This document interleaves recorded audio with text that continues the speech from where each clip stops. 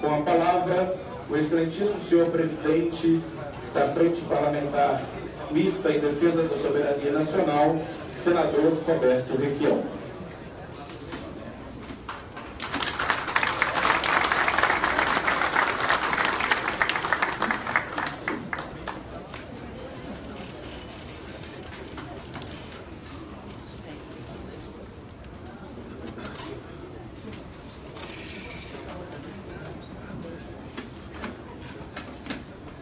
Senhores, senhoras, senhores deputados, deputadas, senhores senadores e senadoras. A frente que estamos constituindo hoje está aberta a todos os parlamentares que expressem uma genuína preocupação com os destinos da nação, hoje claramente ameaçada por forças internas e externas. Ela transcende a partidos, mas tem uma profunda marca ideológica de compromisso com a defesa da soberania nacional e com o nacionalismo. Nacionalismo sem xenofobia. Nacionalismo que corresponda ao padrão histórico do brasileiro comum, orgulhoso de sua miscigenação e de sua multiplicidade religiosa, aberto a todas as culturas e integrado pelo desejo comum de promover o desenvolvimento socioeconômico do país.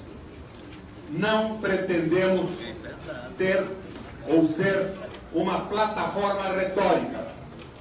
Pretendemos pôr nossos esforços a serviço da defesa da nacionalidade e da construção de uma sociedade de bem-estar social que atenda a todos os brasileiros. Não temos inimigos, exceto aqueles que colocam o poder econômico como instrumento de subordinação da política aos interesses do mercado e dos grandes capitais. Hoje, a maior ameaça à soberania brasileira vem da financeirização da economia, na medida em que o sistema financeiro tornou-se um meio de escravização do nosso povo através de juros escorchantes e de escassez de crédito a longo prazo. A economia e a sociedade estão sangrando. Pretendemos, em nossa união, acabar com isso. Várias frentes da soberania nacional estão sendo agredidas pelo atual governo numa velocidade espantosa. A Petrobras, símbolo da nacionalidade, está sendo fatiada para efeito de privatização. Entrega-se ao capital privado a exploração da água, desconsiderando que este dom de Deus não poderia ser transformado em base de negócios lucrativos. Entregam-se ao capital privado, sem limites, grandes porções de nossas terras. Doa-se a base de Alcântara a uma potência estrangeira que espionou e provavelmente ainda espiona nossa maior empresa e o próprio Palácio do Planalto. Ataca-se e desvirtua-se o BNDES, âncora do financiamento público de longo prazo da economia, como alternativa ao trabalho feito pelo capital vadio. A abertura indiscriminada ao capital estrangeiro e o estrangulamento da própria economia nos tornou uma área de caça de grande interesse para o capital vadio, cujo fluxo de entrada no país é festejado como se a desnacionalização acelerada fosse uma grande vantagem para o nosso Brasil. Estamos destruindo empresas e empregos em detrimento da sociedade. O agronegócio se tornou aparente âncora da economia, como se não soubéssemos, pela história, que confiar exclusivamente na exportação de commodities é um risco tremendo para a economia que fica à mercê de grandes cartéis de comercialização e de financiarização global. Temos assinalado insistentemente que há formas diferenciadas de globalização. Algumas virtuosas, como a industrial, quando gera empregos internamente e é submetida a forte controle doméstico com vistas à afirmação de objetivos nacionais. Só os nécios não perceberam o caráter de pilhagem da globalização financeira, que se tornou um instrumento de neocolonização, com a subordinação dos sistemas financeiros nacionais aos centros financeiros hegemônicos, especialmente Estados Unidos, Inglaterra e Alemanha, com os seus sócios menores nos países em desenvolvimento, como é o nosso. Não somos hostis ao capital estrangeiro ou ao capital em geral. Somos hostis à exploração desenfreada da classe trabalhadora, independentemente da origem do capital. Nisso, nos colocamos alinhados ao Papa Francisco, na predicação moral mais importante de um Papa nesse século: a firme condenação da busca obsessiva pelo dinheiro em si, por múltiplos expedientes, inclusive de corrupção, espalhando em contrapartida a miséria por amplas camadas da nossa sociedade. Desta forma, o capital predatório é um típico adorador de Mamon, o deus do dinheiro, sendo responsável por inédita concentração de renda na história mundial.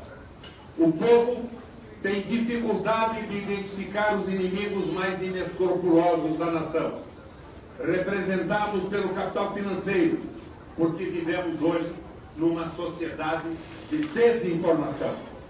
A grande mídia, comprada pelos financistas, desinforma pelo que diz e daí pelo que deixa de dizer. Daí a responsabilidade estratégica dessa frente, no sentido de fazer chegar à sociedade uma crítica honesta e corajosa em relação ao funcionamento da economia e, insista-se, ao processo de financiarização e de desnacionalização. Sem uma sociedade informada, os nossos esforços em defesa de uma economia não apenas nacional, mas nacionalista, serão em vão. Entretanto, gostaria de expressar também a nossa opinião sobre outro tema relacionado com a globalização e a integração regional que circula há anos no mundo e na América do Sul. É a questão da integração comercial. Muitos defendem, por analogia com o processo original de integração na Europa, esquecem-se de que, no pós-guerra, quando se colocou a proposta de integração comercial europeia, os 6 países membros, saídos da guerra, apresentavam bases industriais similares ou complementares, sem grandes desníveis. A desgraça europeia foi o euro, instituído numa época em que a Alemanha assumira inequivocamente a hegemonia monetária e financeira do continente. Isto liquidou com a soberania fiscal de grande parte dos países europeus, sobretudo no sul da Europa. Na América do Sul, tem se aventado insistentemente a hipótese de uma integração comercial do Mercosul com a Europa. Por trás do comércio, querem nos impor, goela abaixo, o livre trânsito de investimentos, de propriedade intelectual, de serviços. É a união do lobo com o cordeiro. E não me venham dizer que isso é nacionalismo exacerbado. É defesa da economia nacional. Vários trabalhos acadêmicos têm demonstrado que a proteção industrial é fundamental para o desenvolvimento. Chutando a escada do coreano Ha Jong Chang, mostra de forma inequívoca que todos os países hoje desenvolvidos recorreram a medidas protecionistas na época de sua decolagem. E mesmo países que, ao se tornarem desenvolvidos, passaram a pregar o liberalismo econômico para os outros, as posições ideológicas, claro, se movem segundo os interesses nacionais deles.